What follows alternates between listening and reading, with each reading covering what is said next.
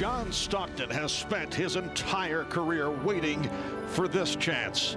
Over the past 2 weeks, he has seized the moment like few others in NBA history. It was Stockton's shot that secured Utah's first ever trip to the finals, ending 17 years of frustration. But the euphoria over securing such an elusive goal was quickly dispelled in Chicago, where Michael Jordan's Bulls took a 2-game series lead, as destiny seemed to dictate that a 5th title would soon be theirs. Then last Sunday night, with Jordan on the brink of giving Chicago a nearly insurmountable 3-1 advantage in the finals, Stockton stepped into Utah's huddle and declared that there must be a way to win the game. Stockton simply took over the game's final 2.5 minutes. His enormous 3 wrested momentum away from the Bulls, cutting their lead to 2. In rapid succession, Stockton stole the ball from the game's greatest player. And then, with Utah down by a point, Stockton rebounded Jordan's miss and found Karl Malone with a pass that will never be forgotten. To be sure, there were other heroes on a night when Utah drew even in the finals, but on this one Sunday in June, John Stockton refused to let his team lose, and in the process made it clear that the Jazz are a genuine threat to Chicago's 5th title plans. The finals are tied. Game 5 is next. Well, as we wind down in Game 5 and head to Game 6 in Chicago, guys, many questions concerning this particular group of Chicago Bulls. Win or lose this series, and for Chicago, it's their 5th finals appearance of the past 7 seasons. Well, no matter what happens tonight, Friday, or Saturday, this is still a championship caliber team. And so why change anything? I don't think there's any question that Scottie Pippen, Michael Jordan, Phil Jackson will be back. However, Dennis Rodman will not be. If your motivation is money, you break it up now and you start looking. If your motivation is to keep something special going, let them play as long as they want. They're all willing to play on 1-year contracts. And I just think that this team, with the exception of Dennis Rodman, will be back primarily intact next year. And as the 4th quarter gets underway, Brian Williams called for the foul. But still many questions concerning Phil Jackson, who has made it clear that he would accept a 1-year deal once again, although there's been so much speculation about that, and Michael Jordan and Scottie Pippen. Well, I think Phil Jackson wants to ride it out as long as Michael Jordan primarily is part of the Bulls, and as long as Jordan and Jackson are there, that means Scottie Pippen will be there. There's only one other coaching job open, that's the Vancouver Grizzlies, who supposedly have an offer out to Phil. I don't see him taking that under any conditions. I see him taking a year off before he does that. He'll be back in Chicago. But still, there is the question concerning Michael Jordan. Could he be playing his final games as a member of the Chicago Bulls? We're talking win or lose here. Brian Williams tying it up with Antoine Carr.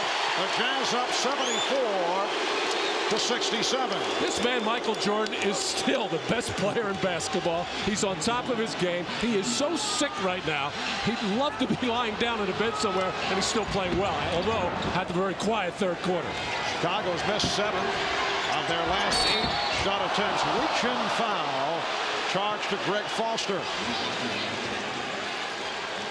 The Chicago Bulls have been in a 2-2 position in the NBA Finals just once during their previous 4 title runs. That was back in '92 against Portland. And they went out to beat the Blazers 4 games to 2. That was their second of 4 titles. It is 2-2 right now in this game number 5 as Michael Jordan cuts it to a 5-point Jazz lead. Game 6 coming up in Chicago on Friday here on NBC starting 9 o'clock Eastern. Game 7, if necessary, in Chicago on Sunday night. Chris Barnes back on the floor. Had some good moments. Not there, though. Coming up short. But he's willing to take shots. And right now, some of these guys from Utah are tightening up a bit. How long are you going to go with Karl Malone on the bench? He's looking up at Jerry Sloan and saying, put me in there, coach. Malone playing with 4 fouls. So he's been sitting here at the start of the 4th quarter. Antoine Carr. And here is Chris Mars. and that'll buy Karl Malone another 30 seconds or another minute of rest. Time and score will dictate when Karl Malone comes back in. Chris Morris with 11 points off the bench. Jordan, yes, the Jazz 77 and the Bulls 71 with 2 minutes gone by in the 4th quarter. And you're talking about him leaving, Marvin, not playing anymore? He's having the time of his life out there. Well, we talked about that with him the other day, and I said, could you actually sit out next year? He claimed he could. Whether he's just positioning, we don't know. Jordan with the rebound. Jordan pops it down to Kukoc. Kukoc for 3. Yes. Well, of course, this is not as much fun as baseball. No way. The Jazz leading by 3. Well, Tony Kukoc might as well only take 3-point shots. That's all he's made in the last 2 games for Chicago. Carl's pass broken up. And Pippen able to come up with it on the deflection. Jordan fires for 3. Yes. And he's tied the game at 77. And he did it in casual form. Poise, confidence, discipline, the exchange between Pippen and Jordan. Once, twice, right back. You do it, big guy. Pump fake, freezes the defense. The jumper, net. Then he staggers back to the bench, near exhaustion, ready to fall over. He's got his team tied now. Where is that bench?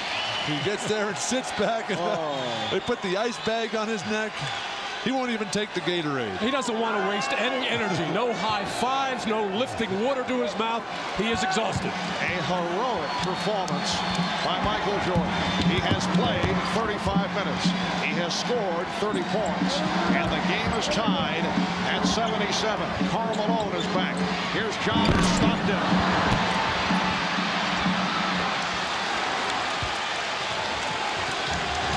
Chicago can recapture the lead. Utah has led by as many as 16. The Bulls at one point led by 1. Russell on Jordan. Anderson cheating over.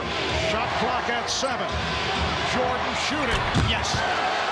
Chicago 79 and Utah 77. It was his burst of speed to get to the position that set it all up, and then he just outweighted Russell facial. Where's Karl Malone? Ball played by Williams. Illegal defense for the first time against the Bulls. Well, there's this cut across by Michael, getting open, wants to really drive, but not a good enough spacing by the rest of the Chicago Bulls, but just that little shake was able to get Brian Russell on his heels. Michael just laboring to get back to that defensive end, just trying to get to the finish line. Williams poked it away. Bulls have outscored the Jazz 12-5 in this 4th quarter. Jordan with 9 of those 12 points. Kukoc coming out to help on a double. Russell for 3.